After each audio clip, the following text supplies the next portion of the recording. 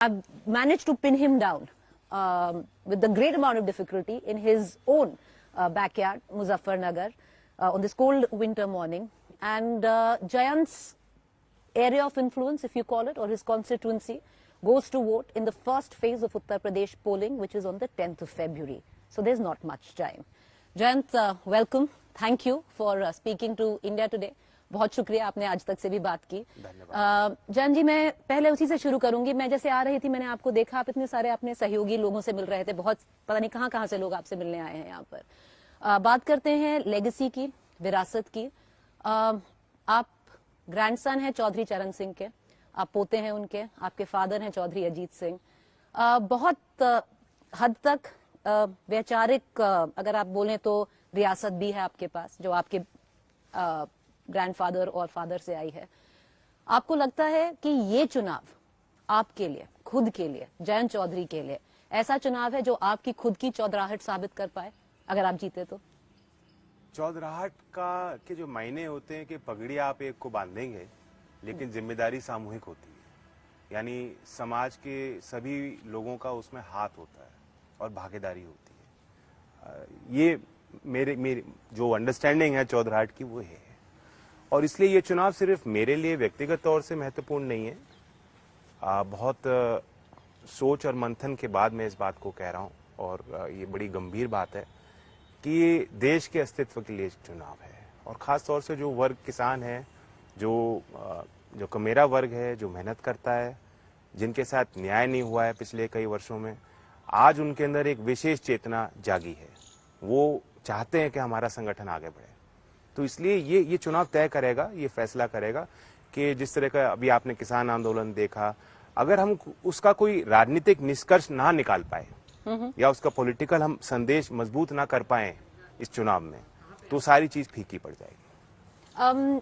आप जैसे कह रहे हैं कि ये चुनाव आपके लिए वैसा चुनाव नहीं है कि आपकी चौधराहट तय करेगा, पर आपसे ये भी पूछना चाहूंगी जयंत जी, देखिए आप 20 साल हो गए होंगे अगर मैं गलत नहीं हूं आपको पॉलिटिक्स में। हाँ, चलिए ज्यादा मान लेते हैं, आपको 20 साल हो गए हैं, पर इस बार हमने पहली बार आपको लटकाते हुए देखा, आपको हमने लखीमपुर जाते हुए देखा, आपको हमने आवाज उठाते देखा जब हाथरस हुआ था।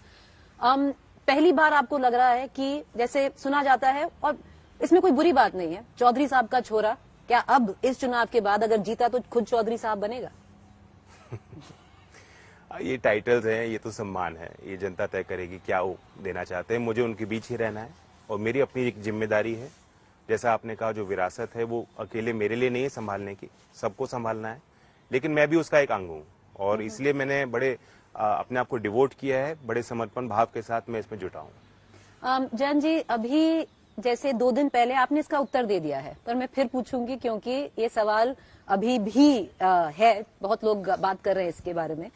2 दिन पहले अमित शाह ने एक मीटिंग बुलाई थी जिसमें जाट कम्युनिटी के काफी लोग गए थे। वहां पर उन्होंने एक बात अंदर बोली जो बाहर आके वर्मा साहब, परवेश वर्मा जी ने भी बोली कि देखिए लड़का सही है, पार्टी गलत है, घर गलत चुन लिया है उन्होंने, पर आप बिल्कुल सही हैं और आपके लिए दरवाजे खुले रहेंगे जो भाजपा से अगर अलायंस आप करना चाहें तो। आपने उस वक्त इमीडिएटली कहते हैं ना, वो कहते हैं बहुत जाट लाइक होता है कि इमीडिएटली आपने साफ होकर बिल्कुल हीरो जैसा जवाब दिया कि मैं चवन्नी नहीं हूं जो पलट जाऊं।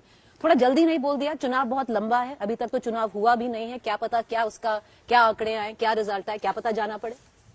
देखिए, उन्होंने बात तो मीठी करी है, लेकिन उसके पीछे जो उनका एक डिजाइन है, जो इंटेंट है और जिस उद्देश्य के साथ उन्होंने एक संदेश दिया है, उसमें एक राजनीतिक षड्यंत्र मुझे लग रहा है, उसकी बू मुझे आई है और इसलिए मैंने तुरंत उसको सफाई दी अपने तरफ से, ताकि कहीं कोई नुकसान हम लोगों का ना हो पाए। वो ये चाहते हैं कि एक तो जाट आइसोलेट हो, हम लोग जाट की राजनीति नहीं करते, और हमें वो टैग देना चाहते हैं कि ये देखो ये जाट लीडर हैं। सेकंड, वो माइनॉरिटी कम्युनिटी में जो दूसरा वर्ग है, उनको ये मैसेज देना चाह रहे हैं कि इनका वोट इनके साथ नहीं है, हम तो इनके लिए बड़े नरम हैं और ये हमारे साथ आ जाएंगे, तो इसलिए अपना वोट खराब मत करो। तो आपने जो बोला, मेरा वही सवाल, वो ट्रांसफरेबिलिटी को काटना चाह रहे। मेरा वही सवाल था कि जो उन्होंने बोला, क्या वो मैसेज जाटों के लिए उतना ही है जितना, देखिए आप कहते हैं कि आप जाति की राजनीति नहीं करते, पर एक बात माननी पड़ेगी, जो वेस्टर्न यूपी है, ये जो बेल्ट है, इसमें अगर आपके पास जाट और मुसलमान का साथ है तो ये इलेक्शन आपके हाथ में है, मतलब कहा जाता है। तो आपको लगता है कि जो उन्होंने बोला ये मैसेज मुसलमानों के लिए भी था कि देखिए ये पलट जाएगा, चुनाव का जब रिजल्ट आएगा आप बेटर है AIMIM या बसपा के पास जाइए? ये लोगों को सोचना होगा कि हम तो भाईचारे की बात कर रहे हैं, हम जोड़ने की बात कर रहे हैं और ये अविश्वास पैदा करने की बात कर रहे हैं। इनका मूल मुद्दा ही ये है कैराना पलायन और मतलब इस तरह का एक जो बंटवारा है उस बंटवारे को जिंदा रखना चाहते हैं। वो जो दर्द है, वो जो पीड़ाएं हैं लोगों की, उसे याद दिलाना चाहते हैं। तो हम लोग पॉजिटिव पॉलिटिक्स की तरफ अपने आप को ले जाना चाह रहे हैं। जयंत जी, बस एक ही इस मुद्दे पे बस एक सवाल करूंगी, तो आप ये डंके की चोट पे कहते हैं कि आप चवन्जी नहीं है पलटेंगे, कि चाहे जो चुनाव का रिजल्ट आए आप भाजपा नहीं ज्वाइन करेंगे? मैंने बहुत सोच समझ के निर्णय लिया और मैं सिर्फ आज या कल के लिए फैसला नहीं ले रहा हूं। अभी जो मेरी उम्र है, इस अवस्था में अगर मैं लंबी सोच नहीं रखूंगा, एक विजन के साथ काम नहीं करूंगा, तो फिर कब करूंगा?